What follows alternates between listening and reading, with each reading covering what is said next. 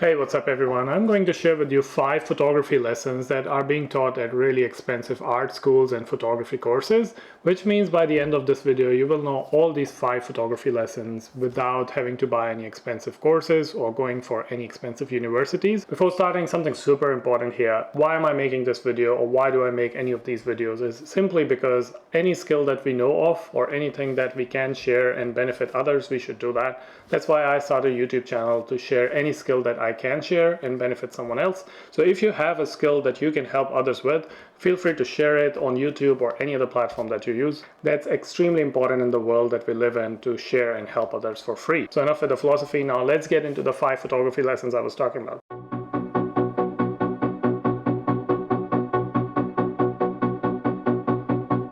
The first photography lesson when you go to any art school or any photography course is they teach you how to manually focus. Explaining manual focus is very simple. I started photography on something like this. I started with this super manual camera. Everything on this camera is manual, but you don't have to start with something like that. Most of the digital cameras today, they have a manual focus function. Any camera that comes with an extended lens, they have a manual focus function on the lens, so you can turn it into manual and then start doing manual focusing for your photography practice. Now, how does manual focusing really help your photography? It is very simple. Manual focus photography helps your photography in 2 simple steps. The first one is when you start to doing manual focus, your eye gets trained to start looking for the sharpest spot on an image or sharpest spot on a subject. Now, when you do that, a lot of times what happens is that you are able to tell what is in focus and what is not. And that way your eyes are a lot more trained to see a sharp photograph or in focus photograph or out of focus photograph. The second thing that manual photography does is that a lot of times there will be scenarios and situations when you are out in the field and photographing that you will need to know how to manually focus. Now, in really low light environments, a lot of times even the most expensive digital cameras, they cannot focus. They cannot find a focus point, and then a lot of your night photography might be out of focus. So if you know how to do manual focus, you can actually manually track the sharpest point that you want an image to be, even in a really low light. And then you can take really sharp photographs even in a low light situation. And actually the third thing, if you're planning to do astrophotography, photographing the stars or galaxies and all of that, you will definitely need to know how to manually focus on the sharpest stars or the sharpest galaxy or the sharpest point in your nightscape. So manual photography is going to really train your eye to help you focus in low light situations, and if you are planning to do astrophotography, you will definitely need to know how to manually focus. The second way they teach photography in art schools or a lot of photography courses is that they encourage you to start with black and white photography. Now, I've mentioned this in my previous videos as well.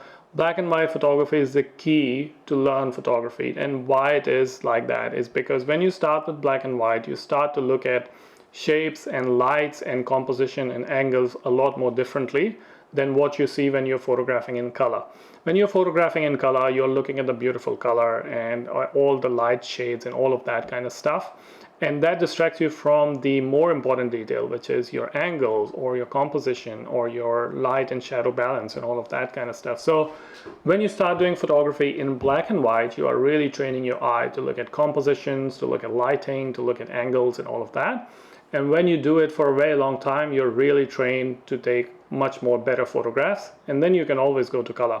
So when you're practicing photography, start with black and white probably, and train your eye to look at composition and lighting and all these kind of things. And when you're trained, then you go to color. The third lesson that is taught in a lot of photography schools and very expensive photography courses is how to develop a film. When you're photographing on something like this, which is a fully manual camera, you photograph on film, and then you develop that film with different liquids in a darkroom.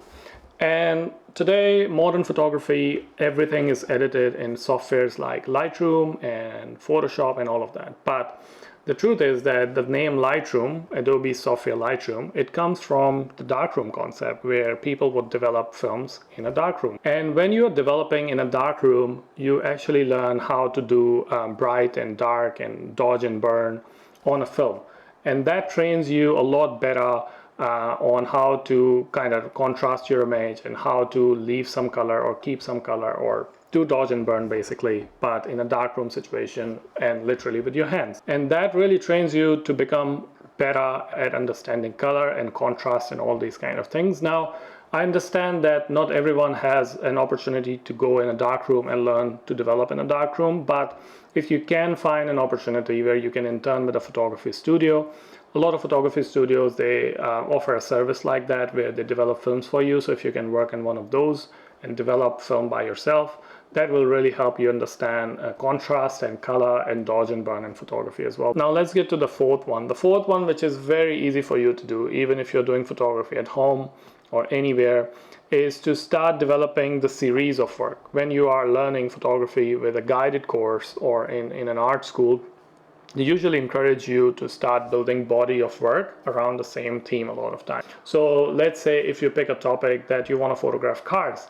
Now you can photograph cars in so many different ways. You can photograph them day and night, on a highway or in a car park or in a garage and whatever.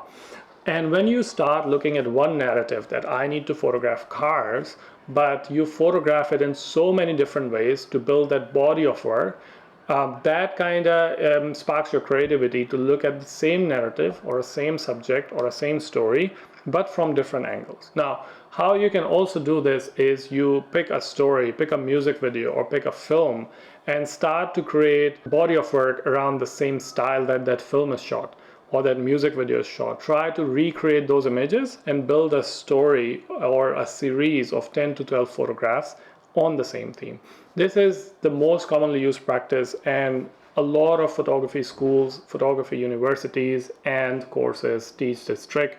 And that actually, one, it makes you more creative to look at the same narrative from different angles.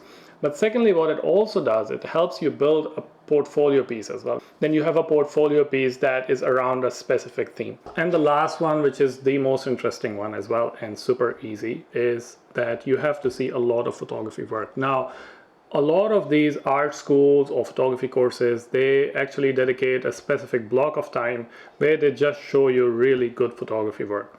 And when I say photography work, you can actually go on the internet, but what you can also do is you can be like me and buy all these fancy photography books from some really famous photographers. And of course, like, they've got beautiful work inside. You might actually really enjoy looking at some of these photographs. But point is that when you see a lot of photography work, your brain subconsciously records it somewhere in your brain.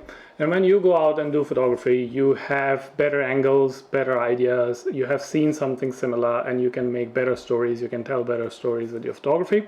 So looking at some really good photography work really improves your photography very subconsciously. We don't realize it, but this brain is an amazing machinery. Everything that we look at, we record it. And when we go out and take photographs, we try to recreate something similar. We try to look for the same kind of light. We try to recreate similar angles, and that really improves our photography as well. So this is almost free to do. You can actually go on the internet and see a lot of good work as well. Now, I hope that this video was helpful for you. If it was, please do not forget to subscribe to this channel, because I'll be creating a lot more really nice videos about photography and travel. And if you have any questions, just feel free to ask me in the comment section below. I love to talk about photography and design and art, and I'm happy to answer any questions that I can. Have a great day, and I'll see you soon. Bye.